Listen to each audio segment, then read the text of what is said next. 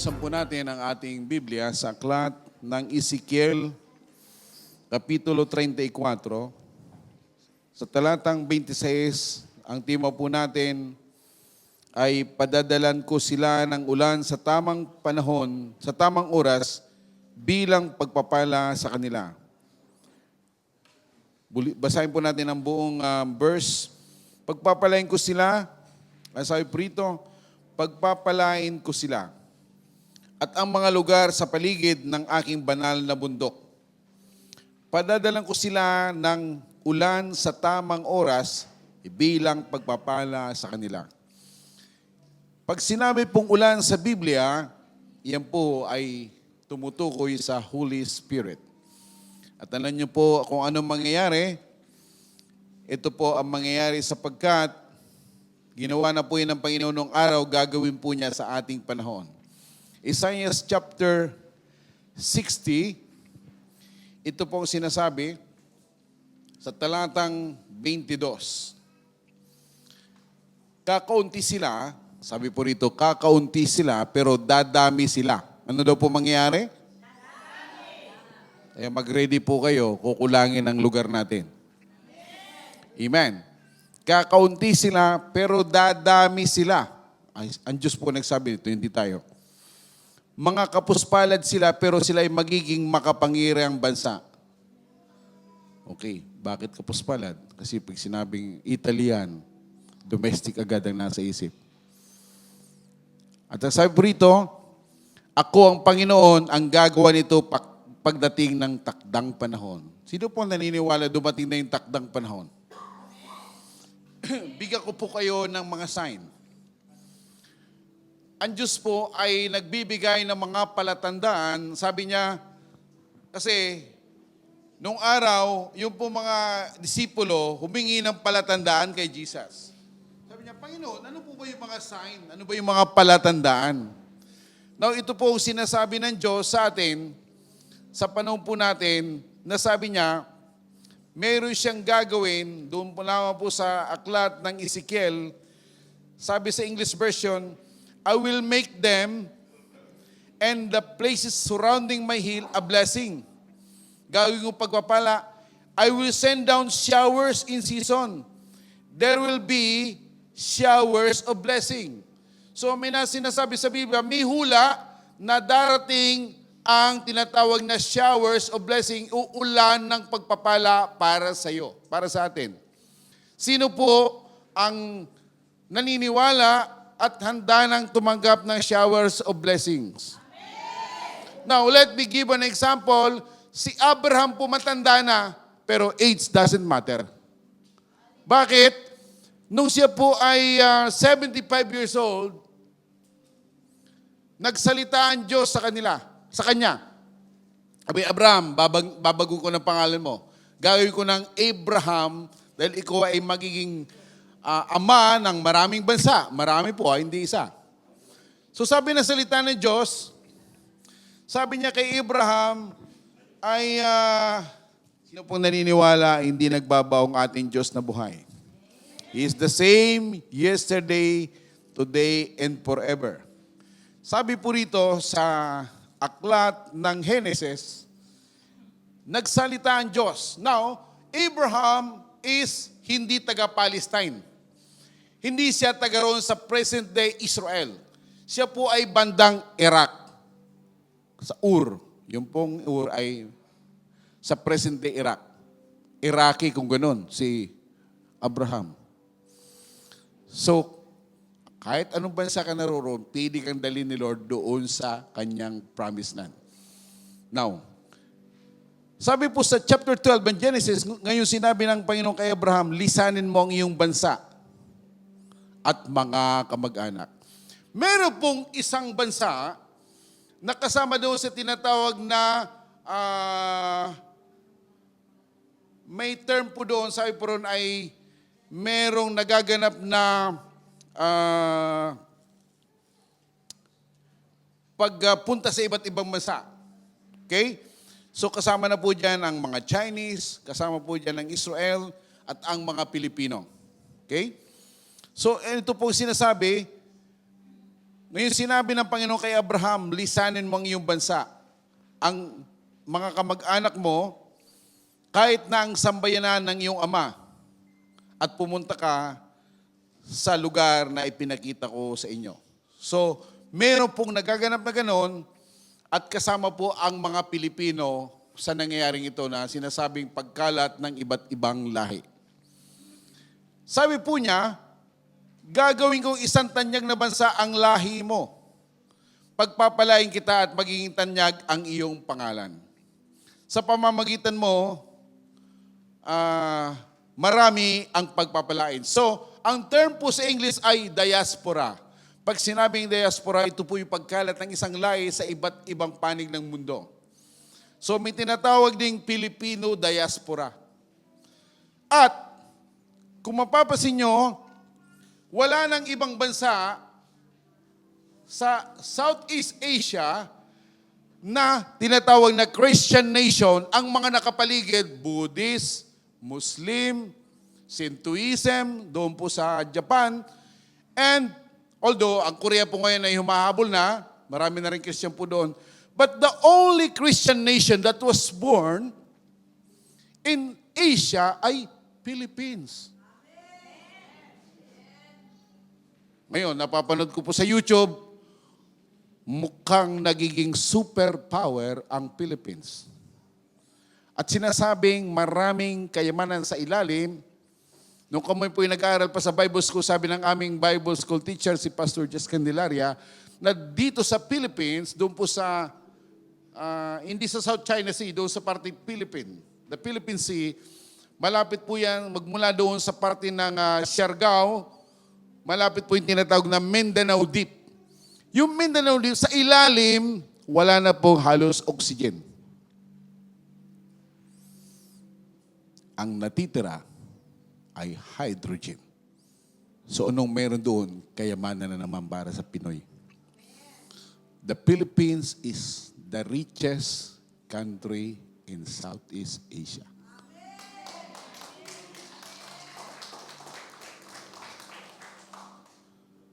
Sa kanta pa lang, perlas ng silanganan. Ang problema, go back to history, ang ginawa ng mga Espanyol, pinaghati-hati ang Pilipinas. Alam niya na kapag kahati tayo, hindi tayo isa, hindi tayo unlad. Ano po nangyari? E di, meron tayong Bicolano, Ilocano, merong regionalism na tinatawag. Diba? Kaya nga, sa fraternity na lang, anong sabi? Samahang Batanggenyo, Samahang Ilocano, SI. Samahang Bicolano. Pag hindi ka Bicolano, hindi ka pwede. Pag Ilocano, sasali. So, doon pa lamang, tayo po ay hati-hati na. Alam yun ng mga Espanyol conquistadores. Dahil po yung mga Spanish, meron na silang military strategy during that time. In order, may tinatawag po na conquer, divide and conquer. Para makonquer mo, divide din mo. Yan po ang nangyari sa Pilipinas. Hati-hati. But not this time, sapagkat isa po sa mission ng Chiesa Cristiana Evangelica Internazionale, kung kaya nating i-unite ang iba't ibang lahi, kaya rin natin ang Pinoy. Tama po ba? Ibang lahi nga nakikinig sa atin, ang Pinoy pa kaya? Hindi ba kayo nagtataka?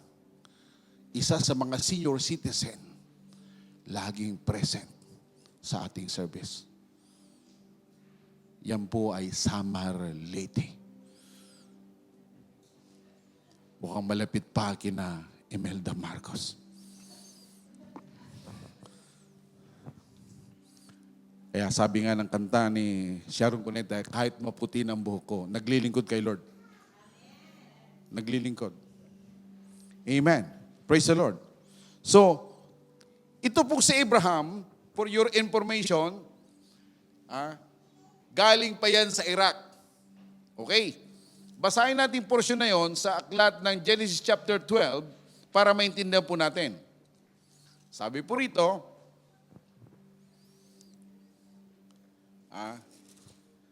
chapter 11, ito po sinasabi ng Bible. Umalis si Tera po yung tatay ni Abraham, sa Ur. Ang Ur po ay nasa Iraq, sakop ng mga Kaldeo. Kasama niya ang anak niyang si Abram, hindi po si Abraham noon. Ang kanyang manugang ni si Sarai, pati ang asawa, at ang apo niyang si Lot na anak ni Haran. Papunta na sana sila sa Kanaan, pero pagdating nila sa Haran, doon na lamang sila tumira. Yung Haran, lagyan mo ng G, harang. Sa makatid salita, sa madaling pagkikwento po ng sinasabi sa Biblia, yung pamilya ni Haran ay naharang. Hindi na tumuloy. Sabi siya, punta ka doon, may blessing sa iyo. Ay hindi tumuloy. Parang kahapon, nagmamarcha kami, akala ko doon na kami sa lugar ng mga mayaman sa Palestro. Buti na lang tumuloy. Sabi ko, Lord, bakit kami natigil dito? Meron kasing kapatiran tayo ng trabaho banda roon. Mukhang winawarfare muna bago bumaba ang blessing. Siyempre, kadama dyan si Brother Wilmore kasi doon din siya sa lugar na yon. Napaka-favor nyo. Bakit nagtaga sa banda ng Palestro ang parada? Kasi pinagpipray ang inyong lugar. Amen po ba? Praise the Lord. Amen. Hindi lang yan. Bakit nandun po tayo sa likod lang ng mga Italiano? Sabi ng salita ng Diyos, gagawin tang ulo, pangunahin, hindi buntot. Malapit na kami sa Duomo, dito lang kami sa may Corso Emanuele ba yun? Hindi, tapos sa Sambabila, Corso Emanuele, tama ba? Biglang sinabi ng pastor, punta na kayo sa unahan. Oh, excuse me, baka magalit ng mga Italiano. Bakit po tayo pinapunta sa unahan? Kasi naka-uniform ang kyesa.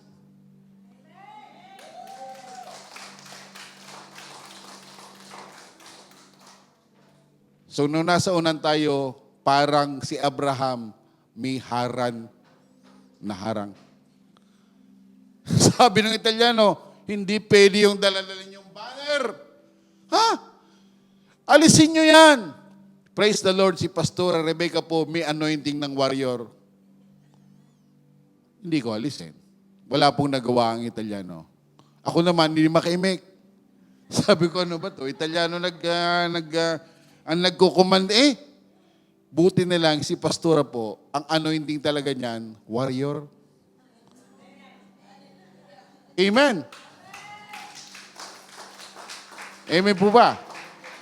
Hindi. Sabi ni Pastor, pambira, nagpagod tayo. Kung kailan malapit na, saka patatanggal. Okay?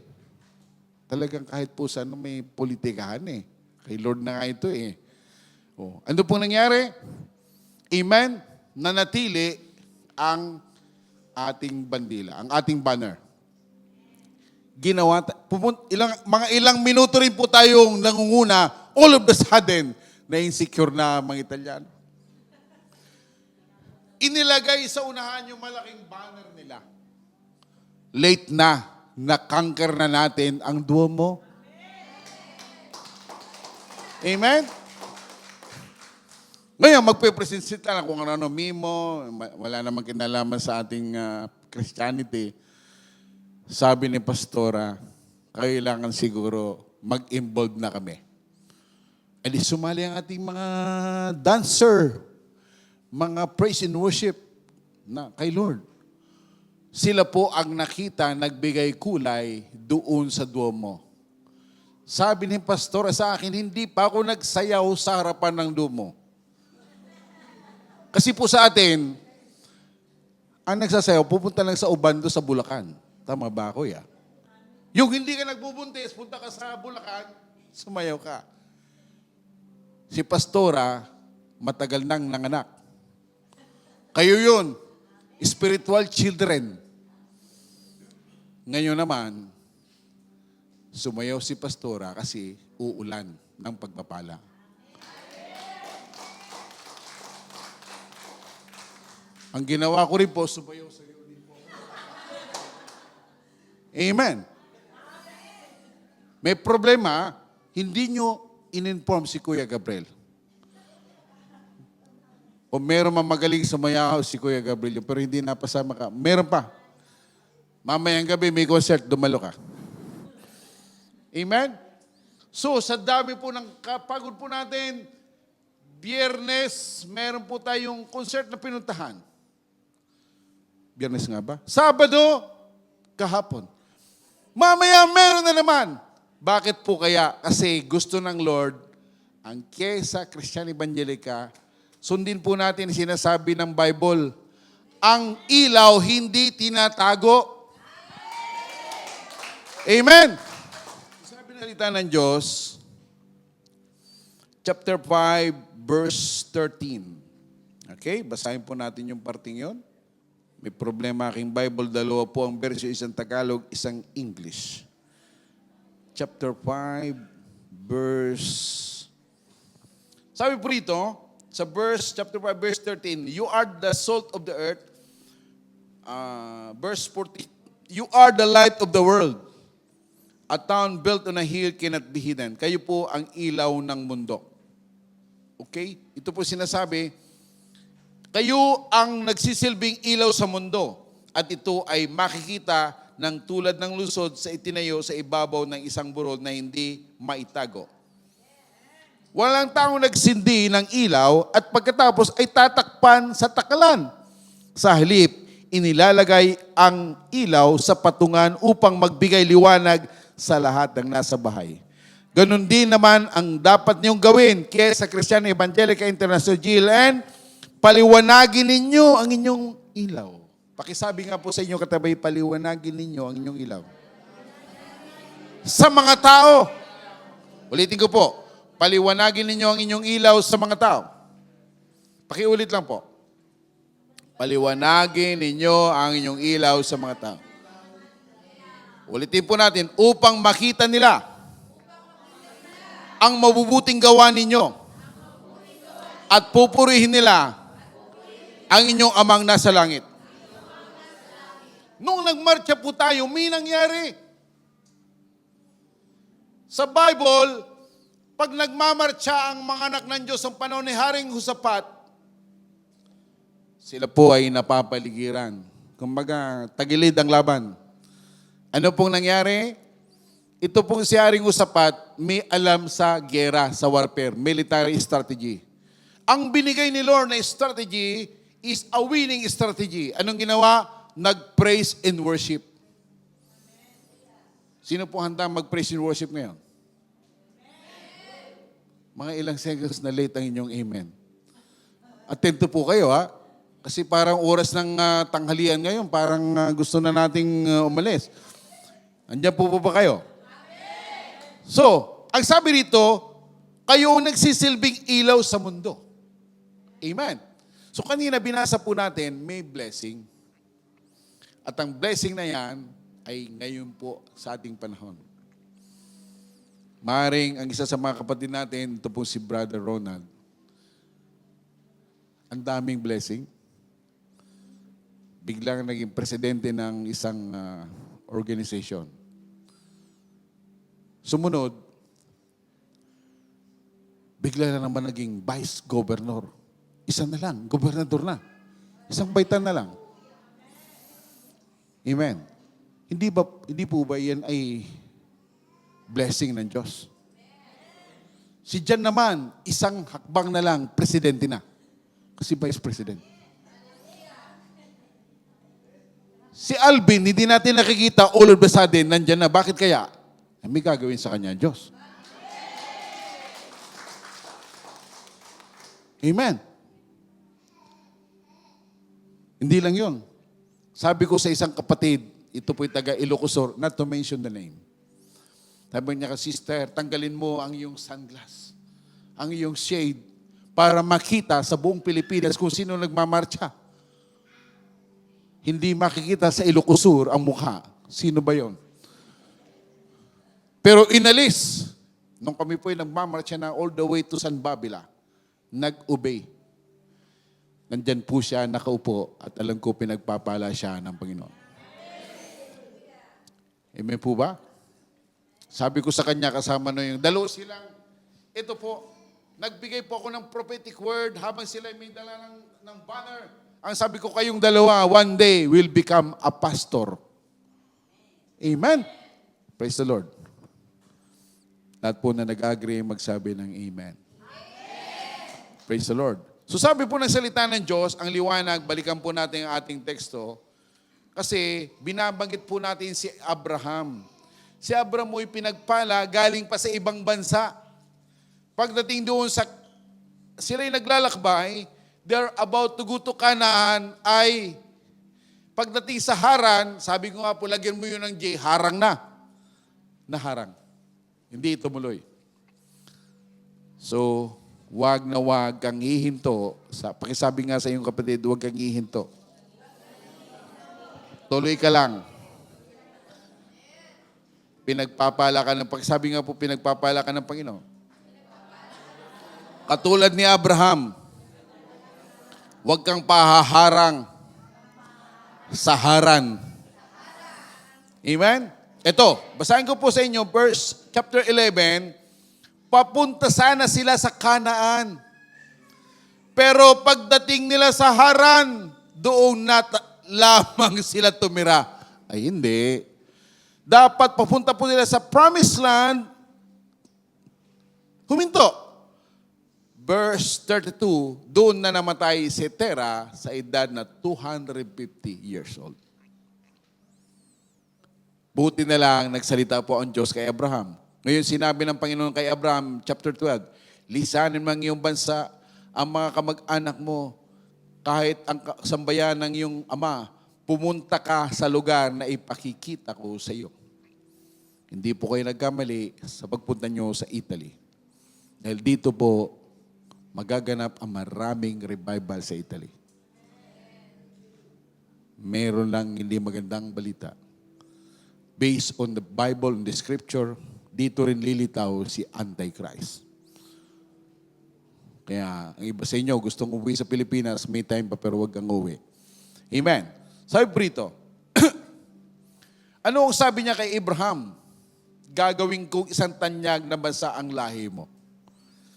Pero ang tanong, Pastor, ang sinasabi mo si Abraham, hindi naman ako si Abraham. Anong kinalaman niyan sa akin? Meron po. Lahat ng sinabi ng Diyos kay Abraham, sabi niya, gagawin ko itong isang bansa. Pagpapalan ko ang pagmamagandang loob mo sa iyo. Sabi po rito, pagkalalam kita, magiging tanyag iyong pangalan. Sa pamamagitan mo, marami ang pagpapalain. Ito po si Abraham. Ang tanong, kasi po ito ay si Abraham ang sinasabi. Ito po ba ay patungkol din sa atin?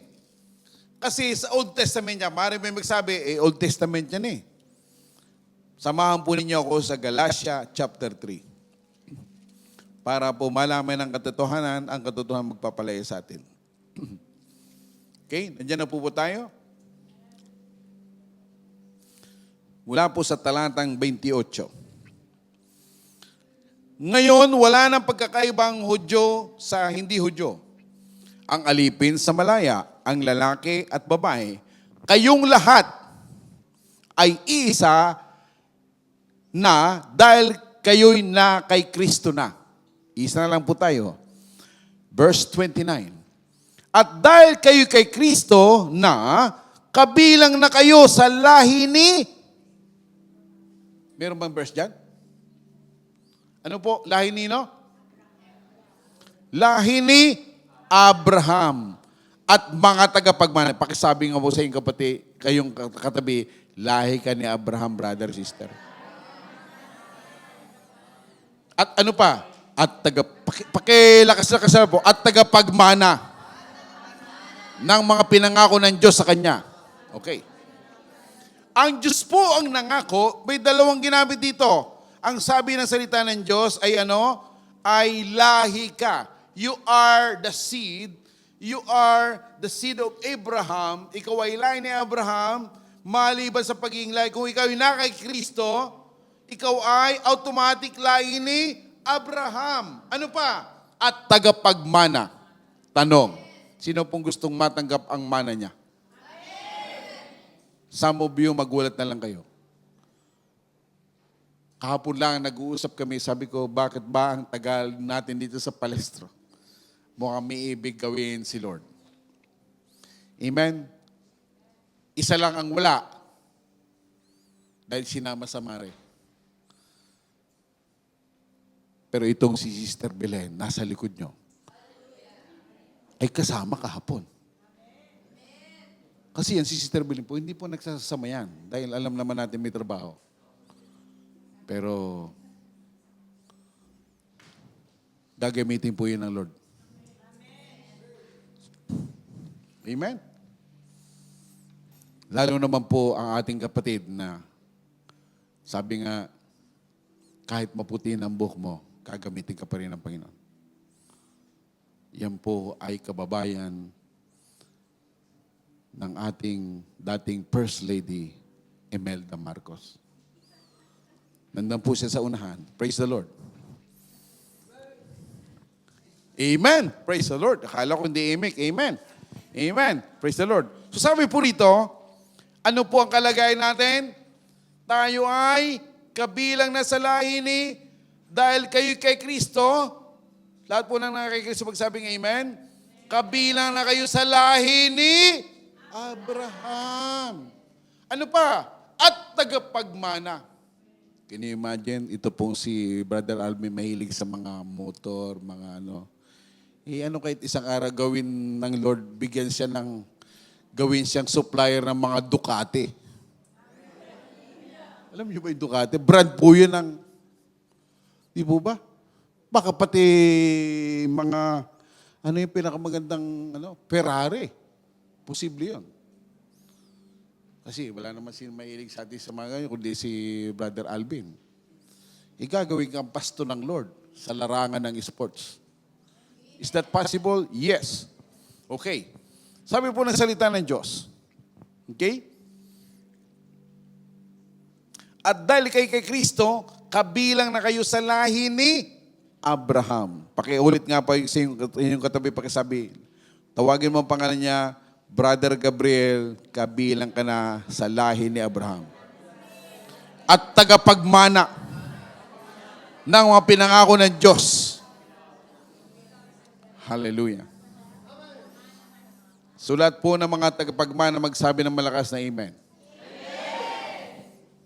Pati po kabataan. Ang problema lang sa mga kabataan na hindi well-trained. Yung iba, ang lakas ng loob. Pag sinabi ng pastor, punta agad sa unahan. Sabi ko naman, punta ka na. Nahiya. Andyan po siya nakaupo. But praise the Lord. Amen. Susunod, pumunta ka na. Amen po ba? Sabi ni pastora, magaling naman, well-trained na mga kasama natin. Isa na lang, mahihain. Sa pag-imahin natin, naunahan tayo ng iba. Iba ang lalakas ng loob. Kahit mga alam, basta magsalita sila. Tuloy-tuloy. Tayo may alam. Nahihiya tayo. Huwag kang mahiya. Anak ka ng Diyos. Amen po ba? Okay. Balikan po natin ang sinasabi ng salita ng Diyos na sinasabi po sa aklat ng Ezekiel. Ano po sabi rito? The English version, verse 26, I will make them and the place surrounding my hill a blessing. And I will send down showers in season. There will be showers of blessing. Pakisabi mo sa iyong katabi, merong showers of blessing para sa iyo.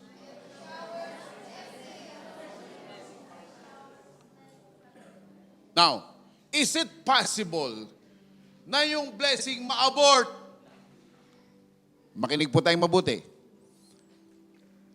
Nung araw, nakikinig ako sa preaching doon lang po sa Pilipinas. Sabi daw ng preacher, huwag kang aalis dyan. Pababa na ang blessing. Biglang umalis, ibang nakasalo. Naririnig ko po doon, ako yung nasa ulong ko po. Well, maaaring totoo. Kasi you must be the right man. You must have the right message. You must be at the right time. You must be at the right place. Yung iba nating kasama, not to mention kung ano po yung pinuntahan, nagpunta sa ibang lugar. Tayo may mga pangalan. Nakalagay, CCI Church. Yung kanilang malyeta ay blanco. Sabi ko na lang, hindi kaya blanco yan, ang ilalagay na pangalan ay CCI Church. Wala pong pangalan eh. Parang yung kantang, The Horse with No Name. Meron po bang ganon? Walang pangalan? Mapalad kayo. Pakisabi mo sa katabi, mapalad ka. Amen? I will make them and the places surrounding my hills as a blessing.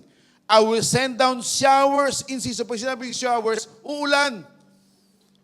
Kaya ito pong sinae Irene, kabataan po lang, nandoon po. May blessing yan. Amen? Yung iba naman, praise the Lord, na hindi po tayo gaanong sensitive. Okay, I will bless. Sabay-sabay po nating basahin, nasa screen na pala.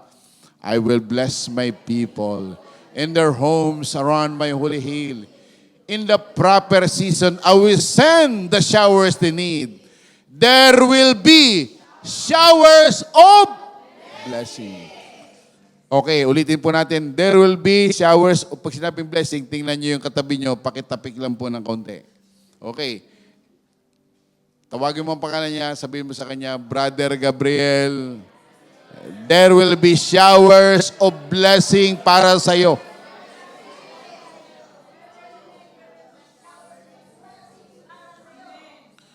Amen.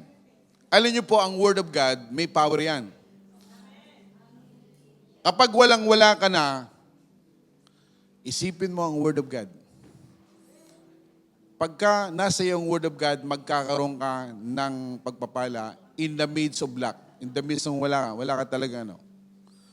Naranasan ko po yan maraming times. Okay? The Lord will provide, sabi nga po. Sabi ng Bible, the Lord will provide. Kasi nung panampong walang tubig, lumitaw ang tubig. Wala na. Walang madaanan sina Moses, nagkaroon ng superhighway na hati ang Red Sea. Bakit? Kasi God will make a way on your behalf. Mahal ka niya eh. Pakisabi po sa iyong katabi, mahal na mahal ka ng Panginoon. Sabi mo, love ka ng Panginoon.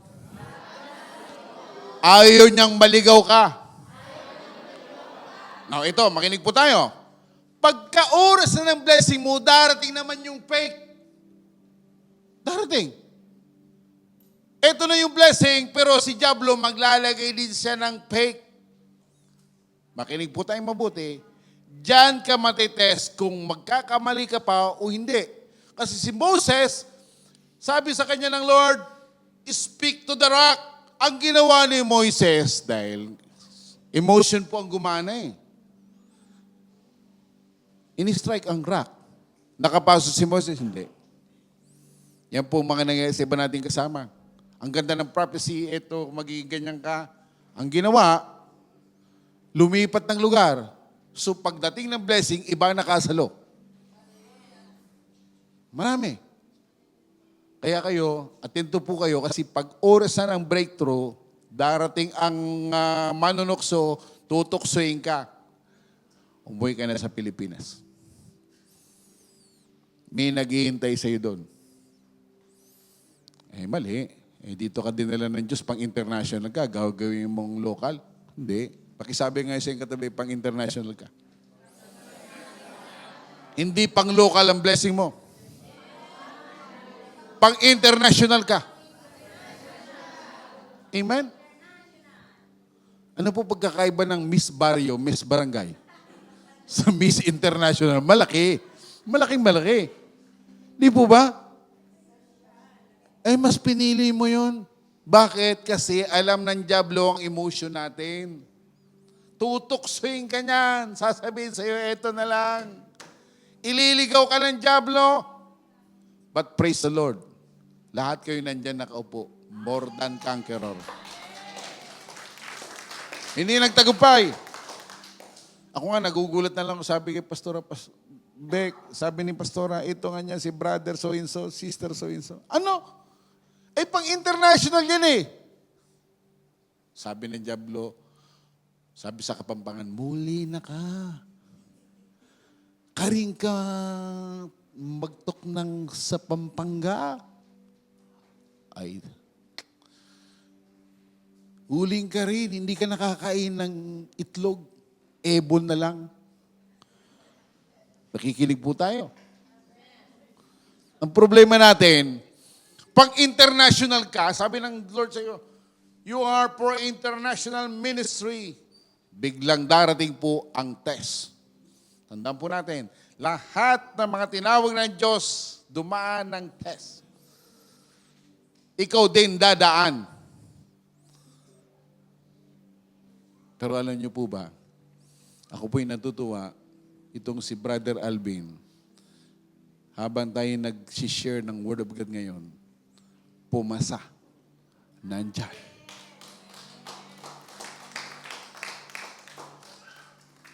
Pumasa. Kaya hindi tayo magtatakong isang araw, supplier na ng mga spare parts ng Ducati sa Pilipinas. Nakikinig po tayo. Baka pati Ferrari. Kaya sumali ka na sa Eagle dahil marami tayong mga nasa custom. Amen. Naunahan ka pa ni Brad. Pero kaya mo pang humabol, kaya pala magkatabi kayo, Brad, pakisabi mo nila. Amen. Amen. Marami na pong magkakatotoo. Kaya nga po, praise the Lord, as we come to the conclusion, we are almost done. Makinig po tayong mabuti. Napakapalad nyo sapagkat ang sinasabi po ng Bible ay totoo. Now, ano pong mangyayari sa gawain? Okay? Yan po'y nakalagay sa aklat ng Isaiah. Samahan po niyo ako sa Isaiah chapter 60. Chapter 60. Verse 22. Pakibasa lang po na mabilis. Isaiah chapter 60, verse 22. At tayo po ay magpupuri na kay Lord. Basahin po natin sabay-sabay. Nandiyan po ba? Wala pa. Isaiah or Isaiah, if you cannot do it in English, ay in Tagalog, din English, okay lang. Nandiyan na po ba? Isaiah chapter 60, verse 22. Basahin po natin sabay-sabay. Ang malakas po, ang pinakamaliit na lipi ninyo ay dadaming mainam. Ang munting bansa ay magiging makapangyarihan. Ako si Yahweh, na kaagad tutupad sa aking mga pangako kapag dumating na ang takdang panahon. Basahin po natin sa English version. English version. At apo'y dadako sa ating pagbibigay. Hallelujah. Malakas pong basahin, the smallest family will become 1,000 people. The tiniest group will become a mighty nation. At the right time, I, the Lord, will make it happen. Sino po ang magagawa noon? Si Lord. In your instrument. Ako po ay, sa tingin ko po, iyak ako ng iyak sa panahon na yon. Kung makikita ko po, itong si Brother Gabriel, nagpipraise doon sa Samar at sa Liti, talagang ang dami nakikinig, including the family ng mga Romualdez. Wala man lang amen? Baka ganyan lahat eh. Wala man lang amen. Amen. Praise the Lord. Meron pa po tayong isa. Andyan si sister. Amen. Sabi po rito, ulitin ko ulit. Kakaunti sila pero dadami sila. Okay? Amen? Yan po ay sinasabi ng salita. Muli po nating balikan ang ating verse, Ezekiel chapter 34 as we end. Tayo po lahat ay tumayo. Chapter 34 verse 26. Sabay-sabay po nating basahin, pagpapalain ko sila. Pakitapik po ang kapatiran sa tabi nyo, pagpapalain ko sila.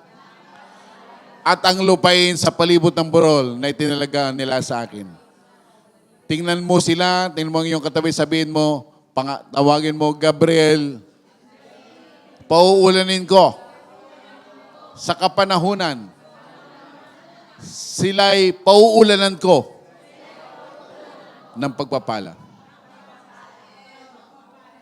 Hallelujah. Tayo pong lahat ay manalangin sa ating pag-ibig. Panginoon, maraming salamat. Pakitas po ang kamay ng ating mga more than kagkaroon na kapatiran. Tayo po'y manalangin. Panginoon, maraming salamat sapagkat pangako mo that there will be showers of blessing and the trees will yield their fruit and the ground will yield its crops. The people will be secure in their land. Salamat po. Hiniling namin ng mga kapatiran namin na magbibigay sa iyong gawain. Sabi mo, you love a cheerful giver. Pagpalain nyo at ibalik na masaganang at siksikliglig umaapaw na pagpapala sa bawat isa. Hinihiling namin, Panginoon, sa oras mo ito, sa pangalan ni Jesus, sinisilyo namin ang banal mong dugo, ang kanilang mga tithes and offerings. Maraming salamat po. Because ang sabi mo, you love a cheerful giver. Ito po ang aming samot na langin. In Jesus' name we pray. Sabihin po natin amen at tayo po magbigay sa ating Panginoon. As we sing this song, hallelujah.